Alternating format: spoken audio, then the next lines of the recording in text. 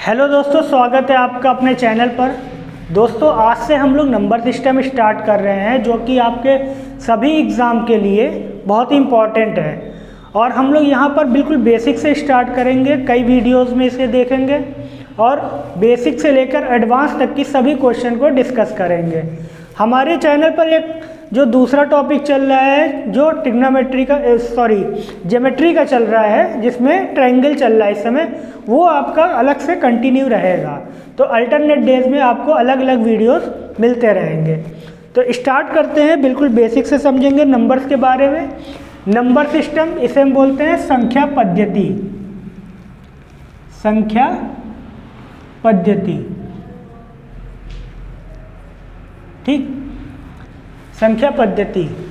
तो संख्या पद्धति में सबसे पहले क्या करेंगे, इसमें नंबर्स का कलेक्शन होता है, अलग अलग नंबर्स होते हैं। तो हम लोग सबसे बड़े नंबर की बात करते हैं। सबसे पहले जो नंबर सिस्टम में आता है सम्मिश्र संख्या। सम्मिश्र संख्या, ठीक, जिसे हम लोग इंग्लिश में बोलेंगे कॉम्प्लेक्स नंबर। कॉम्प्लेक्स नंबर, ठीक। तो देखिए, ये जो नंबर होता है, ये नंबर कैसा होता है, सम्मिश्र संख्या। मतलब क्या हो रहा, अर्थ से यहीं से ही पता चल रहा, मिश्र, दो संख्याओं का मिलन, ठीक, उससे बना है ये सम्मिश्र संख्या। तो इसकी जो फॉर्म होती है, ये किस तरीके की संख्या होती है, ये जो है a प्लस IB की फॉर्म में होती है। ये जो नंबर है a प्लस IB की फॉर्म में होता है। जैसे हमारे पास कोई नंबर दिया होगा 3 प्लस I 4i, ठीक। तो ये नंबर कौन सा है, सम्मिश्र संख्या है या कॉम्प्लेक्स नंबर है, ठीक। इस तरीके के नंबर होंगे। इसमें दो पार्ट हैं, एक a है, दूसरा पार्ट है IB है। तो जो a है, ये लेफ्ट वाला पार्ट है a, इसे हम लोग बोलेंगे रियल पार्ट। रियल पार्ट, वास्तविक भाग है ये, ठीक। ये जो IB है, ये जो है इसे बोलेंगे इमेजिनरी। इमेजिनरी पार्ट,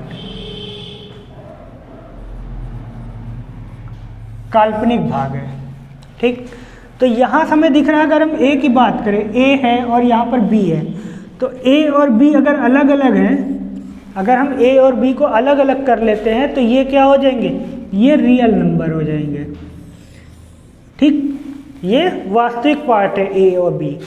तो ये इमेजिनरी पार्ट ये कैसे बना, ये I की वजह से बना, ठीक। ये I की वजह से ये पार्ट इमेजिनरी हो गया, काल्पनिक हो गया, ठीक है। तो I जो होता है, इसे हम बोलते हैं इंग्लिश में आयोटा। इसकी जो वैल्यू होती है वो होती है √-1, ठीक, √-1। इसका मतलब हुआ, अगर रूट में कोई भी वैल्यू अगर निगेटिव में है तो वो इमेजिनरी पार्ट में आएगी, काल्पनिक होगी। -3 लिख दें तो ये क्या हो जाएगा, ये काल्पनिक नंबर हो जाएगा। माइनस का √4 लिख दें तो ये क्या हो जाएगा, काल्पनिक। क्यों, 4 का स्क्वायर रूट तो हमें पता है, ये क्या हो जाएगा, -1 × 4 और इक्वल टू -1 × 2। तो -1 रूट में है, ये वैल्यू क्या है, I, तो I × 2, तो 2i लिख सकते हैं इसे। तो ये क्या है, काल्पनिक पार्ट है।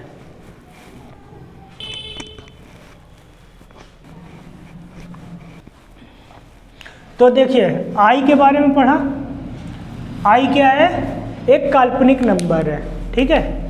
I क्या है, काल्पनिक नंबर, काल्पनिक संख्या, ठीक। अब देखो, हमारे पास कोई नंबर दिया हुआ है, जैसे मान लो दिया हुआ है 3 + 4i, ठीक। ये एक नंबर दिया हुआ है। तो अब अगर बोला जाए कि इसका गुणा किया जाए 2 + 3i से, मतलब कहने का है कि अगर हमारे पास दो कॉम्प्लेक्स नंबर दिया है, दो सम्मिश्र संख्या दी है, दो सम्मिश्र संख्या दी है और इनका गुणा किया जाए तो हमें कैसा नंबर प्राप्त होगा। तो देखो इसे गुणा करके देख लेते हैं।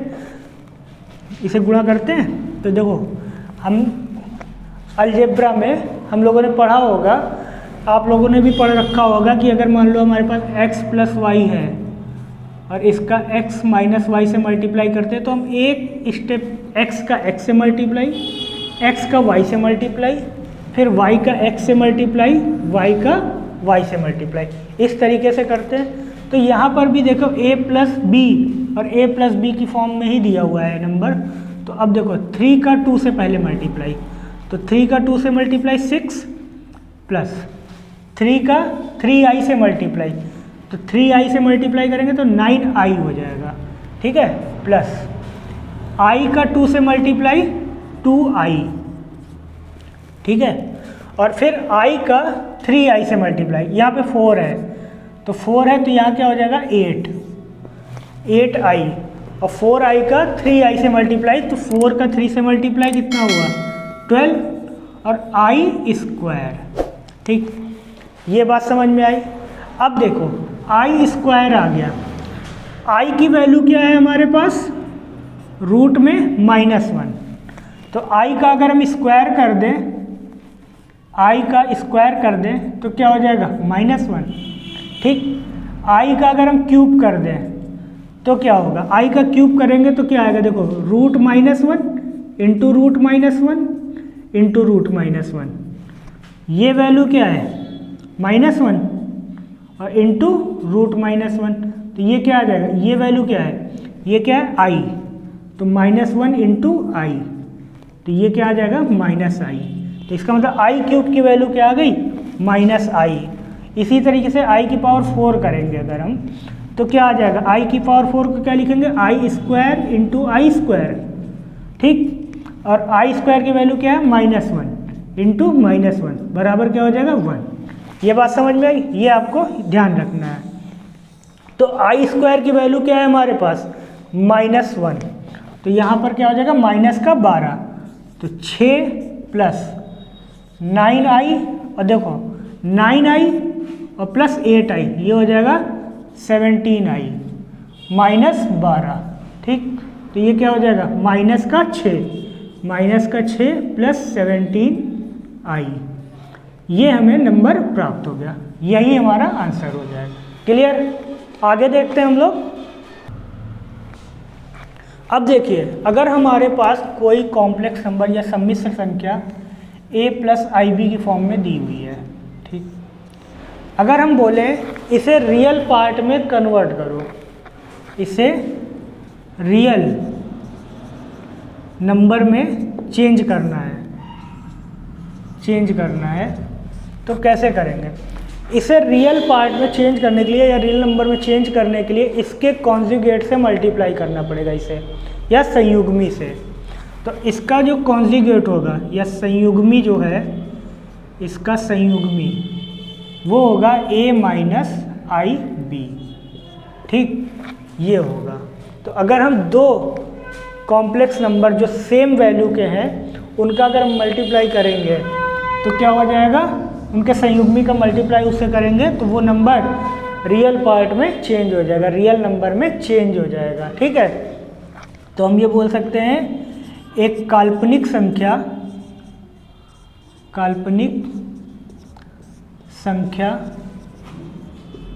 का उसके संयुग्मी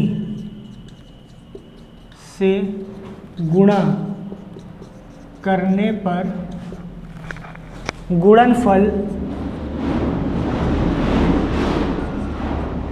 वास्तविक संख्या प्राप्त होगी। ये बात समझ में आई। तो अगर देखो इन दोनों का मल्टीप्लाई करें a plus IB a minus IB, ये है, तो ये देखो a plus B a minus B का बन रहा है फार्मूला, तो क्या हो जाएगा, तो यहाँ पर a plus B a minus B का फार्मूला बन रहा है a square minus I square B square, ये बनेगा। तो ये क्या हो जाएगा A square plus B square, क्योंकि आई स्क्वायर की वैल्यू क्या है अभी हमने पढ़ी है -1, ठीक। तो ए स्क्वायर प्लस बी स्क्वायर, और ये क्या है एक वास्तविक संख्या, वास्तविक संख्या। ये बात समझ में आई। तो इस तरीके से कोई भी अगर नंबर दिया होगा या क्वेश्चन हमें मिले, जैसे मान लो हमें क्वेश्चन दिया हुआ है 2/5 + i7, ये कोई नंबर दिया है, बोला जाए इसे रियल और इमेजिनरी पार्ट में कन्वर्ट करो अलग अलग। तो सबसे पहले इसके जो डिनोमिनेटर में जो नंबर है वो क्या है, ये एक कॉम्प्लेक्स नंबर है, तो इसके संयुग्मी का हमें मल्टीप्लाई करने पड़ेगा इसे रियल पार्ट में, रियल नंबर में चेंज करने के लिए। तो क्या करेंगे, संयुग्मी का ऊपर नीचे मल्टीप्लाई करेंगे दोनों तरफ। तो 5 - i7 अपॉन 5 - i7 ये लिखा, क्योंकि अगर हम इसे काट देंगे तो कोई फर्क पड़ेगा नहीं। तो मल्टीप्लाई कर दिया तो ऊपर आ गया 2 ब्रैकेट में 5 - 7i upon a + b a - b, तो 5 का स्क्वायर 25 माइनस आई स्क्वायर क्या हो जाएगा 1 माइनस का, तो प्लस हो जाएगा 7 का स्क्वायर 49, ठीक है। अब यहाँ पर क्या है 5 दूना 10 माइनस 2 सत्ते 14i बटे, इसे हम जोड़ देंगे तो कितना हो जाएगा 74, ये आ जाएगा। अब इसे रियल और इमेजिनरी अलग अलग पार्ट में कन्वर्ट करना है, तो देखो ये 10/74 कर देंगे -i 14/74, ठीक। 2 से कैंसिल, 2 पंचे 10, 2 से ये कैंसिल, 2 3 6, 2 सत्ते 14, 2 से कैंसिल, 2 सत्ते 14, 2 3 6 और 2 सत्ते 14, ठीक। ये आ जाएगा 5/37 माइनस i 7/37, तो ये वाला पार्ट क्या हो जाएगा रियल पार्ट हो जाएगा, और ये पार्ट क्या हो जाएगा इमेजिनरी पार्ट हो जाएगा। क्लियर। तो ये बात समझ में आ गई होगी। अब थोड़ा सा आगे हम लोग और देखते हैं। अब हम लोग आगे देखते हैं, देखो यहाँ तक कि हम लोगों ने कॉम्प्लेक्स नंबर सम्मिश्र संख्या के बारे में पढ़ा। तो यहाँ पर 2 पार्ट हमने पढ़े, एक रियल नंबर और एक इमेजिनरी नंबर। अब हम लोग रियल नंबर के बारे में देखते हैं। रियल नंबर वास्तविक संख्या, वास्तविक संख्या। कोई भी नंबर अगर काल्पनिक नहीं है तो वो क्या है कि वास्तविक होगी। कोई भी नंबर अगर काल्पनिक नहीं है तो वो वास्तविक संख्या होगी। जैसे हम दशमलव में कोई भी नंबर ले लें 3 4 5, दशमलव में कोई भी नंबर ले लें, रूट में कोई नंबर ले लें √3, √5, √7, 1 3 5 7, इस तरीके से कोई भी नंबर ले लें, वो क्या है सब वास्तविक संख्याएं हैं।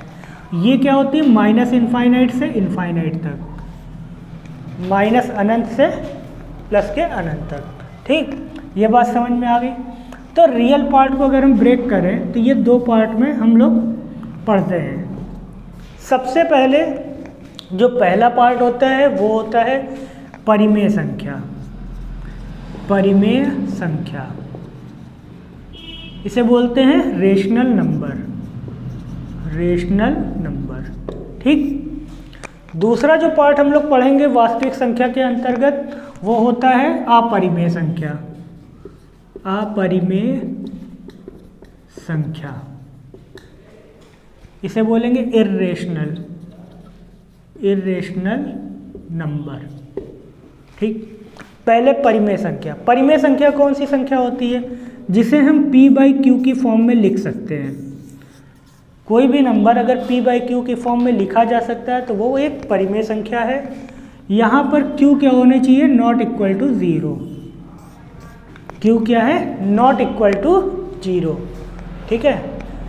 अपरिमेय संख्या जिसे p/q की फॉर्म में नहीं लिख सकते हैं, नहीं लिख सकते हैं, ठीक है, वो अपरिमेय संख्या है। तो पहले देखते हैं परिमेय संख्या कौन से नंबर हो जाएंगे।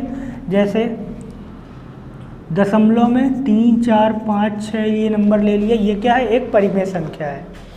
फिर हमने ले लिया 1.343434, ये भी एक परिमेय संख्या है, ठीक है। अब इसमें भी 2 पार्ट होते हैं, ठीक है, एक रिकरिंग होता है और एक क्या बोलते हैं, और नॉन रिकरिंग। तो अगर हम इसे डॉट डॉट डॉट इनफाइनाइट तक कर दें तो ये एक रिकरिंग नंबर है, ठीक है, टर्मिनेटिंग नंबर है। अगर कोई दूसरा नंबर हम ले लें जैसे 1.34573434534343578, इस तरीके से कोई नंबर है तो ये कहीं पर पैटर्न नहीं बना रही है, तो ये नॉन रिकरिंग नंबर है और ये एक अपरिमेय संख्या है। जबकि ये एक क्या है, परिमेय संख्या है, इसे हम p/q की फॉर्म में लिख सकते हैं। इसके बारे में हम लोग आगे के वीडियो में डिस्कस करेंगे, ठीक है, कि कैसे इस क्वेश्चन को सॉल्व करते हैं। कि अगर देखो ये चीज़ समझ लेते हैं खाली, ये जैसे हमारे पास रिपीट हो रहा नंबर 343434, तो इस नंबर को हम 1.34 बार इस तरीके से लिख सकते हैं और इसे कन्वर्ट कर सकते हैं p/q की फॉर्म में, ठीक है। फिर अगर हम बात करते हैं, जैसे हमारे पास कोई नंबर दिया √2, √3, √5, √7, कोई भी नंबर रूट में है, ठीक है, जो रूट से नहीं निकल सकता है, वो सभी नंबर क्या हो जाएंगे, अपरिमेय संख्या, ठीक है। उसके बाद अगर हम पूर्णांकों की बात करें 1, 3, 5, 7, वो क्या है, सभी 1, 3, 5, 4, 2, 6, कुछ भी नंबर ले लें, ये सब क्या है, परिमेय संख्या है, इन्हें p/q की फॉर्म में लिख सकते हैं, ठीक है। इतनी बात क्लियर हो गई होगी। इसके बाद अगर हम पाई की बात करें तो पाई क्या है, एक अपरिमेय संख्या है। यहाँ तक समझ में आया? तो देखो आज की वीडियो को हम लोग यहीं समाप्त करते हैं। हम लोगों ने परिमेय संख्या और अपरिमेय संख्या के बारे में डिस्कस किया है। अब अगले वीडियो में हम लोग इसी के आगे के और नंबर्स के बारे में जानेंगे और फिर हम लोग क्वेश्चन भी डिस्कस करेंगे कि किस तरीके के क्वेश्चन पूछे जा सकते हैं। और हर एग्ज़ाम के लिए ये वीडियो जो है बहुत ही इंपॉर्टेंट है। तो अगर वीडियो पसंद आए तो इसे लाइक करें, दोस्तों में ज़रूर शेयर कर दिया करिए और चैनल को ज़रूर सब्सक्राइब कर लें। मिलते हैं अगले वीडियो में, तब तक के लिए धन्यवाद।